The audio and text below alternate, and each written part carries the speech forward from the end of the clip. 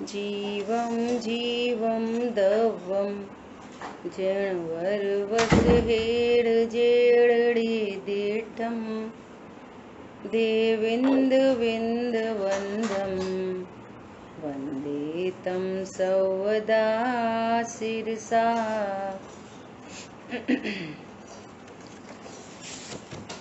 द्रव्य संग्रह जी ग्रंथ और दूसरे अधिकार के अंतर्गत अपनी चर्चा चल रही है। आज अपन वीडियो ऑफ रखेंगे, आप ऐसे ही ध्यान से सुने सब लोग। कल अपन ने जीव अजीव की व्याख्या में देखा जीव तत्व संबंधी भूल और अजीव तत्व संबंधी भूल, और फिर आगे चर्चा आई कि जीव की मिथ्या दर्शन रूप प्रवृत्ति और जीव की मिथ्या चारित्र रूप प्रवृत्ति। ठीक है, ये मिथ्या दर्शन और मिथ्या चारित्र ये जीव की पर्याय हैं, और दर्शन मोहिनी और चारित्र मोहिनी वो कर्म है। मिथ्या दर्शन जीव की पर्याय में होता है, कर्म में नहीं, है ना। तो ये बात को बराबर से समझना। अब देखो अपन आज 29 नंबर की आगे की गाथा का स्वाध्याय करेंगे।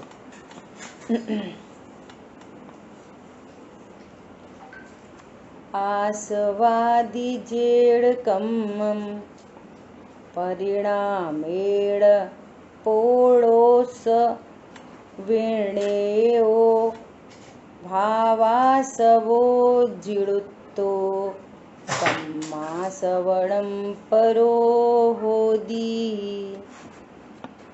कर्म आना द्रव्याश्रव जीव के जिस भाव से हो, कर्म आश्रव भाव बेही भाव आश्रव जानिए। यहाँ पे चर्चा आ रही है द्रव्य आश्रव और भाव आश्रव का लक्षण। बहुत इम्पोर्टेंट चर्चा है, बहुत ध्यान से सुनेंगे, समझेंगे, नोट्स बनाएंगे। देखो जिनागम में इन जनरल जब द्रव्य और भाव ऐसी बात आए तो उसका सामान्य अर्थ होता है जहाँ द्रव्य शब्द लिखा हो उसका अर्थ पुद्गलात्मक, और जहाँ भाव लिखा हो उसका अर्थ जीवात्मक। पहले तो ये अर्थ समझना, इम्पोर्टेंट बात है। भाव आश्रव, द्रव्य आश्रव। तो द्रव्य आश्रव मतलब ये पुद्गल कर्मों का आना, और भाव आश्रव मतलब जीव की पर्याय, और आश्रव मतलब विपरीत परिणाम। विपरीत परिणाम का क्या अर्थ है कि जैसे आत्मा तो है सुख स्वरूपी, और विपरीत परिणाम उत्पन्न हो रहा है दुख रूप। ये एकदम ओपोजिट परिणाम हो गया, स्वभाव से ओपोजिट परिणाम। क्या बोला?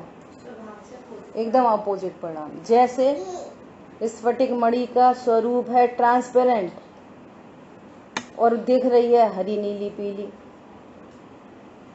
तो ये जो हरा पीलापन है भले ही वो अन्य पन्नी आदि के संसर्ग से हुआ है, परंतु दिख तो स्फटिक मणि रही है ना, और ट्रांसपेरेंट होने पर भी हरी नीली गुलाबी पीली दिखाई दे, ये स्वभाव के ओपोजिट परिणाम हो गए,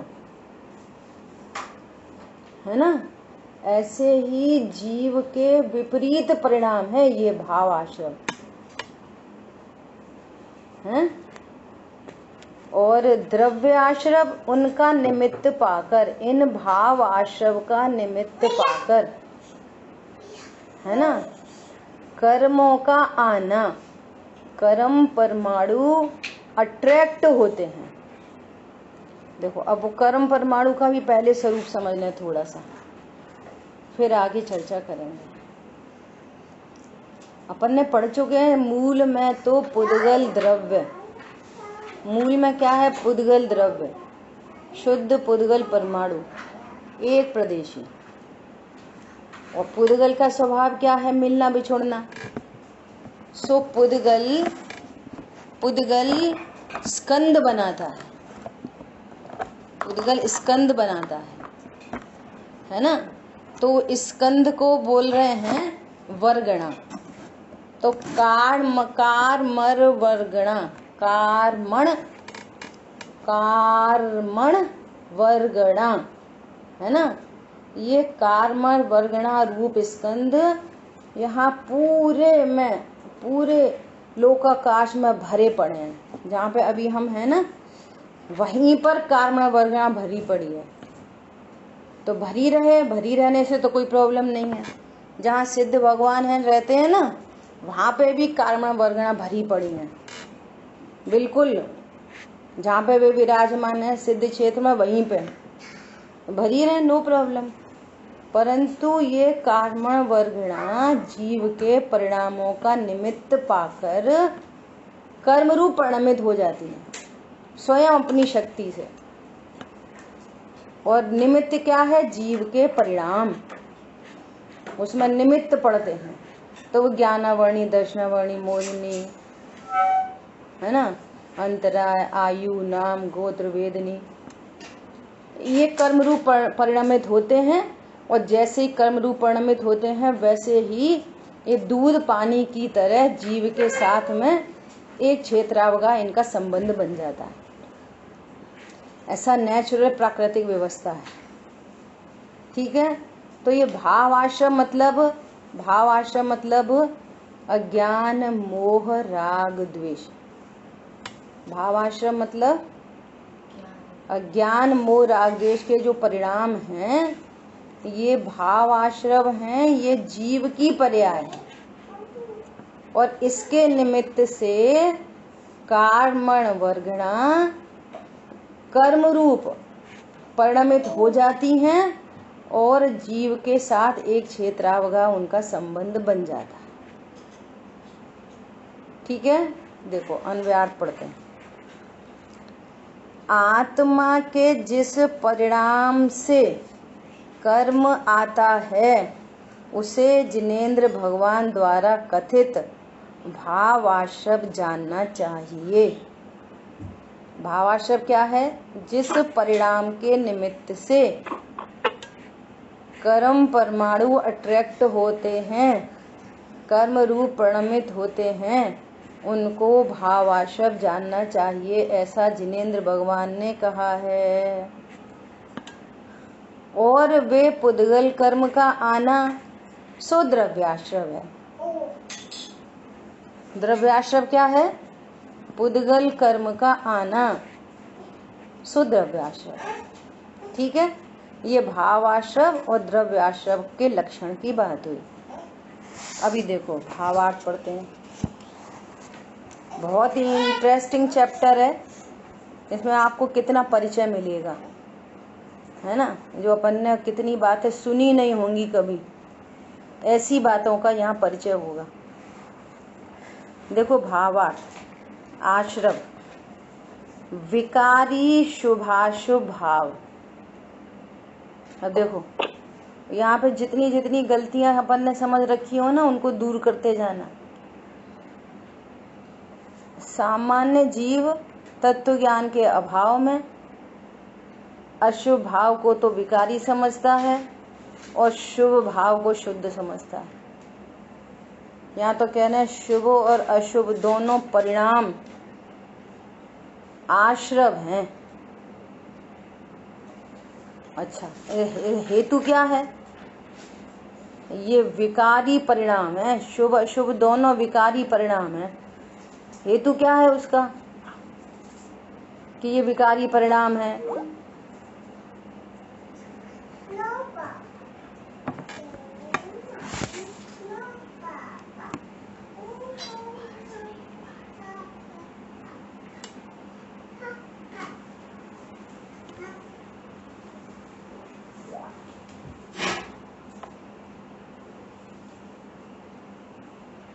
ये तो स्टार्ट ही नहीं हुआ, आज चल रहा है।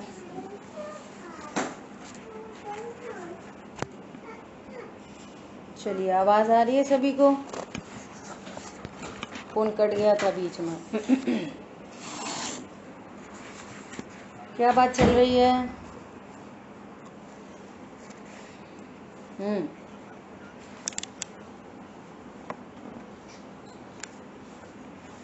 दुनिया क्या समझ रही है कि पाप परिणाम तो अशुभ है, वो अशुद्ध है, वो विकार है, लेकिन शुभ भाव तो अच्छा है ना। यहाँ हेतु दिया जा रहा है, जिसके निमित्त से कर्मों का आना हो, जिसके निमित्त से कर्मों का आश्रय हो, वो नियम से विकारी परिणाम है। क्या? कर्मों का आना जिससे हो। हाँ, जिसके निमित्त से कर्मों का आना हो वो विकारी परिणाम है। देखो ये है ना, जगत में जीव निर्णय नहीं करते। एक साइड में तो ऐसा ही बोलते हैं, क्या बोलते हैं कि पाप परिणाम से, अशुभ परिणाम से पाप का बंध और शुभ परिणाम से पुण्य का बंध। सो दुनिया है ना, पुण्य बंध को अच्छा मान रही है, बंधन को अच्छा मान रही है। कर्म का बंधन पड़ रहा है, संसार में रगड़ना पड़ेगा। आ रही बात समझ में? आश्रय किसको कह रहे हैं? वो विकारी भाव है। शुभ भाव भी विकारी भाव है, आत्मा से विरुद्ध भाव है, आत्मा का वीतराग स्वरूप है, और वीतराग स्वरूप के ओपोजिट तीव्र कषाय, मंद कषाय, शुभ भाव, अशुभ भाव है ना, राग द्वेष के परिणाम उत्पन्न हो रहे हैं। पॉइंट समझ में आ रहा है? देखो क्या बोल रहे हैं, विकारी शुभाशुभ भाव। शुभाशुभ भाव में शुभ भाव क्या है और अशुभ भाव क्या है, कौन बताएगा? शुभ भाव अच्छा है कि अशुभ भाव अच्छा है? बोलो। मोह राग द्वेष तो अशुभ भाव, पूजा पाठ व्रत संयम नियम के शुभ भाव। हाँ, तो कौन सा भाव अच्छा है, कौन सा करना चाहिए? दोनों ही पाप बंध, दोनों ही बंध के कारण है। हाँ ऐसा। अब वो तो पुण्य क्या होता है वो सेकेंडरी मैटर है। पाप भाव उत्पन्न होता है कि शुभ परिणाम होता है इज डिफरेंट, बट हमारा ज्ञान उसको क्या जान रहा है? बंध के कारण को अच्छा जान रहा है कि बुरा जान रहा है? समझ में आ रही है? ऐसा। तो क्या बोल रहे हैं, विकारी शुभाशुभ भाव जो अरूपी अवस्था जीव में होती है वह भाव आश्रव है। कितनी इंपॉर्टेंट बात कही है। ये जो विकारी परिणाम है, जैसे आत्मा कैसी है, रूपी के अरूपी, तो आत्मा अरूपी है। धर्म अधर्म आकाश काल सब अरूपी है। एक पुद्गल रूपी है अकेला, स्पर्श रस गंध वर्ण मेढ़, और आत्मा कैसी है, अरूपी।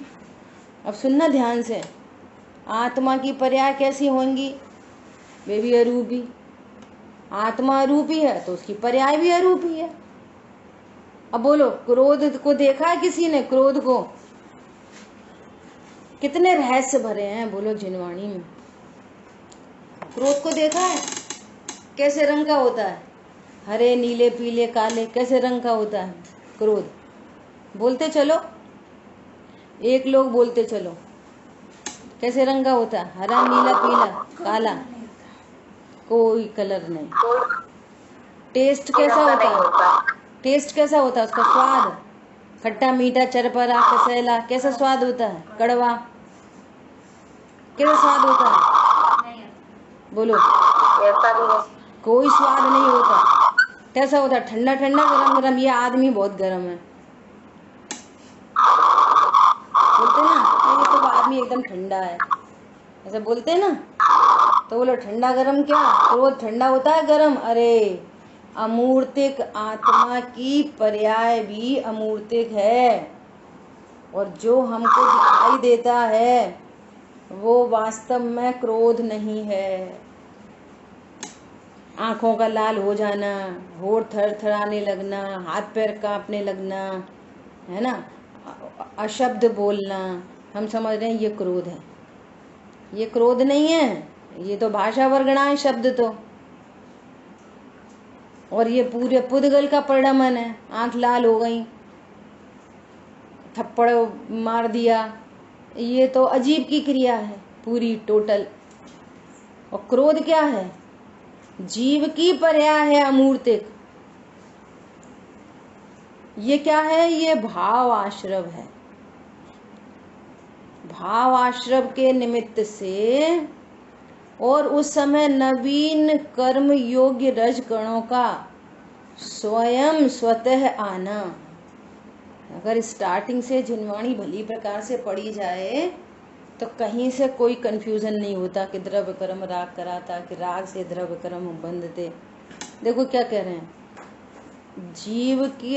जीव में जो परिणाम उत्पन्न हो रहा है उसको निमित्त करके वो नवीन कर्म योग रजकण का स्वतः स्वयं आना, वे अपनी योग्यता से आते हैं, जीव नहीं उन्हें बुलाता।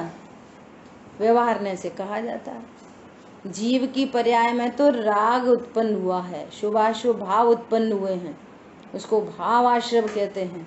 और उसका निमित्त पाकर स्वयं, देखो क्या शब्द लिखे हैं, उस समय नवीन कर्म योग रज कणों का स्वयं, वो पुद्गल को जीव नहीं परिणमाता, वे पुद्गल परमाणुओं में स्वयं परिणमन करने की योग्यता, स्वयं स्वतः आना और आत्मा के साथ एक क्षेत्र में आना, सो द्रव्य आश्रव है। उसमें जीव की अशुद्ध पर्याय निमित्त मात्र है। पर द्रव्य के परिणमन में, किसी भी द्रव्य के परिणमन में अपन ने देखा था हर कार्य में 5 समवाय लगते हैं। तो जैसे ज्ञाना वर्णादि रूप कर्म कर्म वर्गणा परिणमित हुई तो उन्हीं में स्वभाव है ना, और उन्हीं का पुरुषार्थ है, और उन्हीं की होनार है, और उन्हीं की काल लब्धि है। चारों उपादान उसी के हैं कर्म के, और उसमें जीव का परिणाम निमित्त है। ठीक है, ये घटना घट रही है। तो द्रव्य आश्रव वो कर्म वर्गणा का कर्म रूप परिणमित होकर जीव के साथ एक क्षेत्र में आना। अब देखो दूसरी बात, ऐसा बोला जाता है कि जीव के साथ कर्म बंध गए, है ना। तो कैसे बंध गए? ओहो, आत्मा अमूर्तिक है, अमूर्तिक आत्मा को मूर्तिक द्रव्य, मूर्तिक पुद्गल परमाणु बांध नहीं सकते। कोई ऐसा गठान नहीं बंध गई है, समझ में आ रही है? बस एक क्षेत्राव का संबंध बन गया है, उसको बोल रहे हैं कि बंधन हो गया। एक क्षेत्राव का संबंध को बंधन कहते हैं। समझ में आई बात? दूसरी बात, जो कर्म परमाणु बंधते हैं ना, वो कार्मण शरीर में बंधते हैं, आत्मा में नहीं। जैसे गीला आटा हो ना, उसमें और सूखा आटा और सूखा आटा और सूखा आटा मिलता जाता है। ऐसे ही नवीन कर्म परमाणु जो पूर्व से बंधा हुआ कार्मण शरीर है, जिसमें प्रति समय नए पुद्गल कर्म परमाणु ऐड होते हैं, और पुराने जो अपनी स्थिति को लिए हुए थे वे अपनी अपनी स्थिति में आते हुए वहां से हटते रहते हैं। ये कर्म परमाणुओं का ये सब चक्कर चलता रहता है कार्मण शरीर के अंदर। कार्मण शरीर से कर्म छूटते हैं और कार्मण शरीर में ही कर्म बंधते हैं। अब चूंकि एक क्षेत्राव का संबंध बन रहा है तो ऐसा कथन किया जाता है कि जीव के साथ कर्म बंध गए। समझ में आ गई है? जैसे फॉर एग्जाम्पल है समझने के लिए, जैसे कोई बोले कि गाय को बांधो, गाय को बांधो, तो गाय कैसे बांधी जाती है कि गाय के गले में रस्सी बांधते हैं, तो एक हाथ में गाय की गर्दन पकड़ते हैं और दूसरे हाथ में रस्सी पकड़ते हैं, फिर दोनों के बीच में गठान लगा देते हैं। बोलो ऐसा करते हैं? क्या बोला? कैसे बांधी जाती है गाय? नहीं। ऐसा नहीं करते। रस्सी से रस्सी बंधती है। नॉट किस में बांधते हैं? रस्सी से रस्सी बनती है। और क्या बोलते हैं? बांधी रस्सी में रस्सी, और बोलते हैं गाय बंध गई। समझ में आ रही है बात? अब यहाँ पे बहुत अच्छा मैसेज है, बहुत ध्यान से सुनना सब लोग। तो बंध तो गई है, भले ही रस्सी से रस्सी बंधी है, परंतु बंध तो गई है ना गाय। तो देखो, बंधने का अर्थ क्या है और नहीं बंधने का अर्थ क्या है, स्यादवाद है ना। एक अपेक्षा से, एक एंगल से देखेंगे तो बोलेंगे गाय बंधी है, और दूसरे एंगल से देखेंगे वेद विज्ञान के लिए तो क्या देखेंगे? प्रमाण से, निश्चय से देखेंगे कि गाय नहीं बंधी। देखो गर्दन एकदम क्लियर है। बंधन का अर्थ फिर क्या है? बंधन का अर्थ ये है कि जितनी रस्सी को लेकर बंधी है, इससे बाहर नहीं जा सकती। वो तो अर्थ है बंधन। किसी पर संयोग में नहीं जा सकती, उस स्थान से नहीं हट सकती, इसका अर्थ है तो बंधन। ठीक है, मतलब पर अपेक्षा से बंधन। लेकिन उसके स्वभाव अपेक्षा से देखेंगे तो बंधे हुए के काल में वो अपना सब काम कर सकती है कि नहीं कर सकती?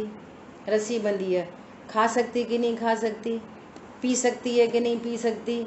दूध दे सकती है कि नहीं दे सकती? बच्चा उसका दूध दे पी सकता है कि नहीं पी सकता? बाकी उसके जो दूसरे आहार विहार हो सकता कि नहीं हो सकता? सब हो सकता। सुसु पोटी सब हो सकती है। स्वतंत्रता है इस बात की। मतलब निज कार्य के लिए नहीं बंधी और बाहर के लिए बंधी है। ऐसे ही ये शुद्धात्मा वस्तु अपने निज निज कार्य के लिए तो नहीं बंधा। अबद्ध हूं, अस्पृष्ट हूं, छूता नहीं, रजकणों को छूता नहीं, लेकिन पर के लिए जैसे आघाती कर्म बंधे होंगे उसके अनुसार ही संयोग प्राप्त होंगे, उसके बाहर नहीं। उस एंगल से कहेंगे बंधा है। जैसे शरीर आदि की प्राप्ति होनी है वही होगी, उसके अलावा नहीं। तो रिलेटेड टू पर तो कहेंगे बंधन है।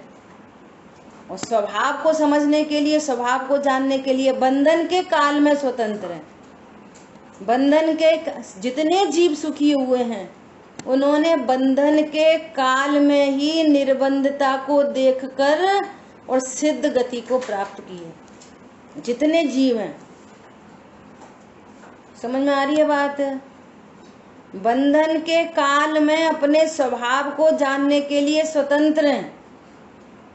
बंधन के काल में जीव तत्व का स्वरूप, अजीव तत्व का स्वरूप, मिथ्यात्व की प्रवृत्ति क्या है, चारित्र की विपरीता की क्या प्रवृत्ति है, भावाश्रव का क्या स्वरूप है, द्रव्याश्रव का क्या स्वरूप है, बंधन के काल में स्वतंत्रता से ज्ञान कर सकते हैं।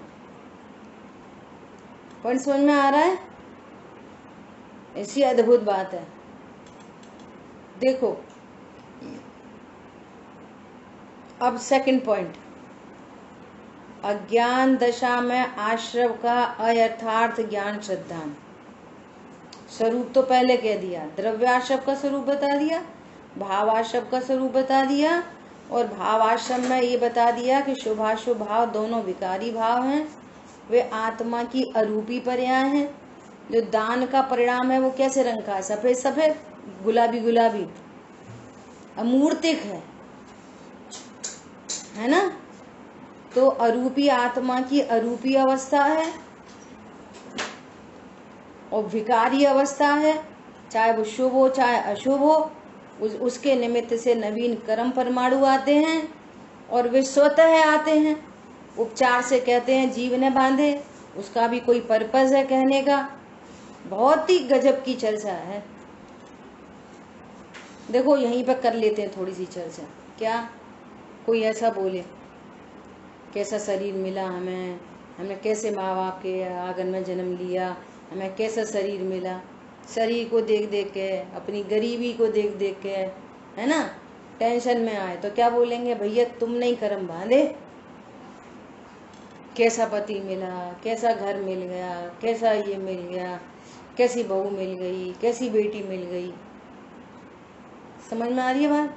तुमने संयोग करा दिया, तुमने शादी करा दी, तो क्या कहेंगे, भैया तुमने ही कर्म बांधे, तब तो ऐसे संयोग मिले। पॉइंट समझ में आया? तो ऐसा व्यवहार न का कथन करके तुम्हें पर से छुड़ाते हैं। तो वो भी स्वरूप समझता है कि अच्छा अच्छा ये भाव आश्रम का निमित्त पाके कर्म बंधे हैं, और यदि ऐसे संयोग नहीं चाहिए तो फिर ऐसे कर्म नहीं बंधे। और कर्म कैसे बनते हैं कि परिणामों से, तो फिर परिणाम कस की सुधार करें। और परिणाम की सुधार क्या है कि जीव को जीव जाने, अजीव को अजीव जाने, आश्रव को आश्रव जाने। फिर से परिणाम का सुधार क्या है, पाप नहीं करें पुण्य कर लें, ये परिणाम को सुधारने का तरीका नहीं। क्या बोला? पुण्य कर ले पाप नहीं। हाँ, पुण्य कर लें और पाप नहीं करें, ये परिणाम सुधारने का राइट वे नहीं। परिणाम सुधारने का राइट वे क्या है, जीव को जीव जानना, अजीव को अजीव जानना, आश्रव को आश्रव जानना। समझ आ रही बात?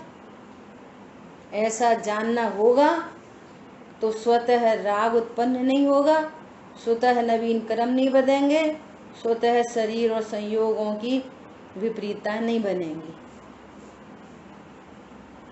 देख लो,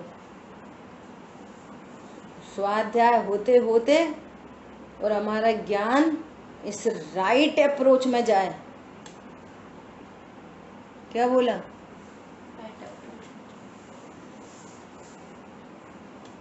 इसलिए बोला जाता है स्वयं किए जो कर्म शुभाशुभ फल निश्चय ही भे देते। करे स्वयं फल दे अन्य को तो स्वयं किए निष्फल होते। फिर ऐसे कथन आते हैं। हमारी बात समझ में? देखो अब ये जो भावार्थ में लिखा ना, ये तो आश्रव और द्रव्याश्रव भावाश्रव का एग्जैक्टली स्वरूप है। लेकिन अब देखना, अज्ञान दशा में अयथार्थ ज्ञान श्रद्धान। अब टैली करना, ऐसा नहीं हाँ अज्ञान दशा में जीव ऐसा ऐसा जानता। अरे अपनी अज्ञानता को टैली करना यदि है तो। क्या बोला?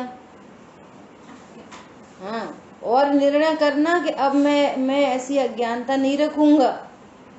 इसलिए ये पढ़ाई पढ़ रहे हैं,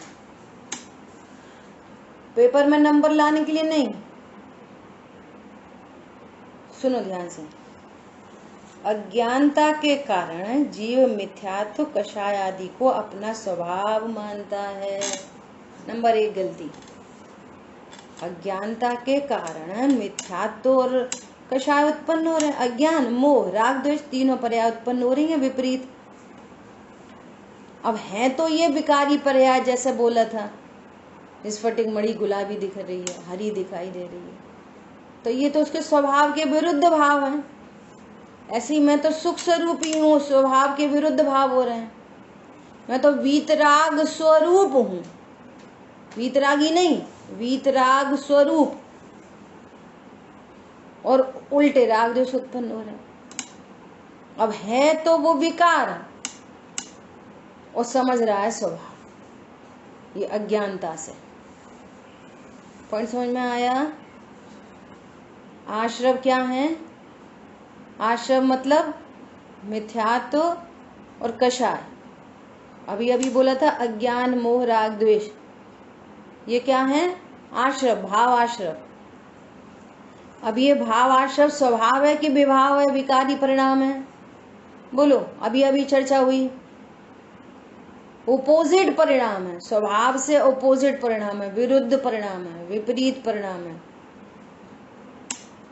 और समझ क्या रहा है? मेरा स्वभाव है, मैं क्रोध करता हूँ, मैं दया करता हूँ, मैं मान करता हूँ, मैं सबको क्षमा करता हूँ, मुझे ज्यादा किसी से कुछ नहीं है। अपना स्वभाव मानता है। ये क्या है? ये गलती है। अब स्वरूप जाना हमने तो हम अपनी गलती को सुधारेंगे और हम अपना स्वरूप नहीं जानेंगे, इसलिए पढ़ रहे हैं। इसको हम अपना स्वरूप नहीं जानेंगे, और अपना नहीं जानेंगे तो किसी जीव का स्वरूप नहीं जानेंगे। क्या? किसी जीव का नहीं जानेंगे। किसी भी जीव का। हमारी जेठानी हमसे ऐसा बोलती ही नहीं। वो भाषा वर्णन का कार्य है, वो स्वयं से परिणमित होती है, और जो भाव है सो विकारी भाव है, और वो तो जीव है। कौन समझ में आया? विकार को अब देखो, एक स्फटिक मणि रंग बिरंगी दिख रही है, हरी दिख रही है, एकदम डार्क ब्लैक कलर की दिखाई दे रही है, और एकदम बिल्कुल डार्क ब्लू दिख रही है, और एक एकदम गुलाबी गुलाबी दिख रही है, और एक सफेद दिख रही है। बोलो, कौन सी स्फटिक मणि को अच्छा मानोगे, कौन सी स्फटिक मणि को बुरा मानोगे? बोलो। हम स्फटिक मणि के स्वरूप को जानते हैं ना, तो हम तुरंत क्या कहेंगे? अरे ये काली तो झलक रही है किसी पर संयोग से, है तो ये एकदम क्लियर, काली वाली भी एकदम क्लियर, स्वच्छ, निर्मल। काली दिखाई देने के काल में वो स्पष्ट एकदम काली से निरपेक्ष हमारे को निर्णय है उसके बारे में कि कितनी भी काली झलक जाए, स्फटिक मणि काली नहीं होती, ये इस समय भी ट्रांसपेरेंट है। सो न काली से द्वेष है और न गुलाबी से राग है। बोलो, क्या बोल रहे हैं? न काली से द्वेष। बोलो। क्योंकि सभी स्फटिक मणि का स्वभाव ट्रांसपेरेंट है, काली दिखने के काल में भी ट्रांसपेरेंट है।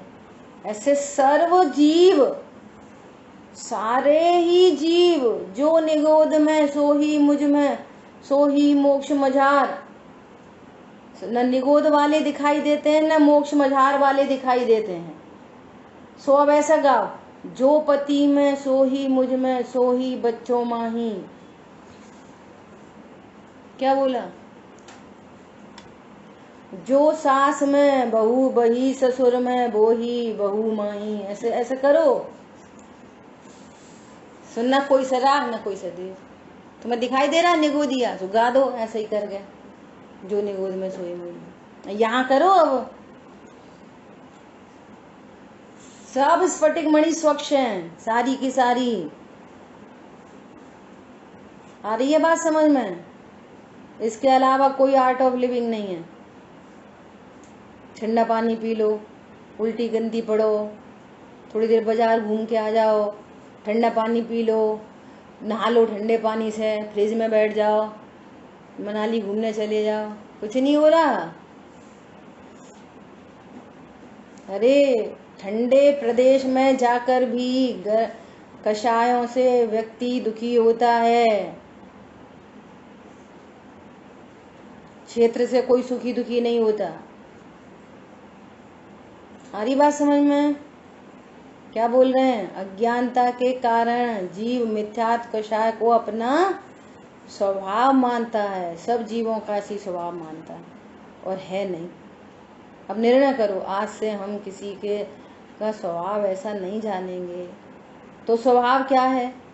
दर्शन, ज्ञान, उपयोग और आश्रय भाव, इन दोनों को वह एक सा मानता है, एक सा ही मानता है। जीव को या दर्शन, ज्ञान, उपयोग जो जीव का लक्षण है, सहज जानना, स्वभाव, उस ज्ञान स्वभाव को और ये आश्रय परिणाम को एक ही समझ रहा है, जबकि दो भिन्न भिन्न चीजें हैं।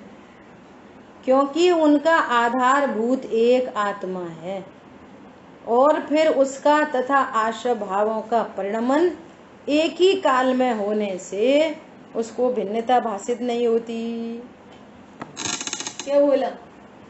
ज्ञान की पर्याय उत्पन्न होने का वही काल, और चारित्र गुण की विकारी पर्याय उत्पन्न होने का वही काल, और मिथ्यात्व की पर्याय उत्पन्न होने का वही काल।